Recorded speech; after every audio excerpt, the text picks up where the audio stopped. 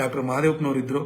ನನಗೆ ಖುಷಿ ಯಾಕಾಗುತ್ತೆ ಅಂತಂದರೆ, ನಮಗೆ ಸೈದ್ಧಾಂತಿಕವಾಗಿ ನಮ್ಮ ಭಿನ್ನಾಭಿಪ್ರಾಯ ಇರ್ಬೋದು. ಡಾಕ್ಟರ್ ಮಹದೇವಪ್ಪನವರು ನೆನ್ನೆ ಸ್ಟೇಜಲ್ಲಿ ನನಗೆ ಆ ಥರ ನಮ್ಮ ಕಾರ್ಯಕರ್ತರು ನನ್ನ ಜೊತೆ ಯಾವ ಥರ ಸುಮ್ಮನೆ ಮೀಡಿಯಾದಲ್ಲಿ ಪ್ರತಾಪ್ ಸಿಂಹ ಅವ್ರನ್ನ ಬೆಳೆಸಲ್ಲ, ಇವ್ರು ಬೆಳೆಸಲ್ಲ, ಅಲ್ಲರಿ ನಾನು ಬೆಳೆಸಲ್ಲ, ಇವರೆಲ್ಲ ಸೋತ್ಕೊಂಡು ಕೂತಾರಲ್ಲ, ಅವ್ರವ್ರ ಕಾರಣಕ್ಕೋಸ್ಕರ ಅವ್ರು ಸೋತ್ಕೊಂಡು ಕೂತಿರೋದೇ ಹೊರತು ಪ್ರತಾಪ್ ಸಿಂಹ ಯಾರನ್ನಾರು ಉಂಟಲ್ಲ ನೀವು ಸೋತ್ಕೊಳ್ಳೋಂಥ ಕೆಲಸ ಮಾಡಿ ಅಂತ ನಾನು ಹೇಳಿದ್ನ. ಇವಾಗ ನಾಳೆ ಬೆಳಗ್ಗೆ ನನಗೆ ಟಿಕೆಟ್ ಕೊಟ್ಟು ನಾನು 2 ರಿಂದ 3 ಲಕ್ಷ ಮಾರ್ಜಿನಲ್ಲಿ ಗೆಲ್ತೀನಿ ಅಂತ ನಾನು ಹೇಳ್ತೀನಿ.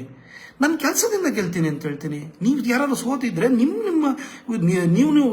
ನಿಮ್ಮ ಉದಾಸೀನ ಇರ್ಬೋದು, ಅಥವಾ ನಿಮ್ಮ ಕೆಲವು ನಡತೆಗಳಿಂದ ನೀವು ಸೋತಿರ್ಬೋದು ಅಷ್ಟೇ. ಅದಕ್ಕೆ ನಾನು ಕಾರಣ ಆಗಿರಲ್ಲ.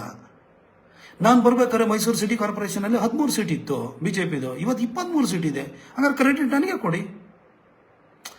ಇದೆಲ್ಲ ಸುಮ್ಮನೆ ಬಂದ್ಬಿಟ್ಟು ಕಾರ್ಯಕರ್ತರ ಮೊನ್ನೆ ನಮ್ಮಲ್ಲಿ ಇದಾಯಿತು, ಏನು ಅಭಿಪ್ರಾಯ ಸಂಗ್ರಹಣೆಗೆ ಈಶ್ವರಪ್ಪನವ್ರು ಬಂದಿದ್ರು. ಕಾರ್ಯಕರ್ತರು ಯಾರ ಪರ ನಿಂತಿದ್ದಾರೆ? ನೆನ್ನೆ ನಿತಿನ್ ಗಡ್ಕರಿ ಅವರು ಬಂದಾಗ ಕಾರ್ಯಕರ್ತರು ಯಾರಿಗೆ ಜೈಕಾರಕ್ಕೆ ಹೋಗಿದ್ರು?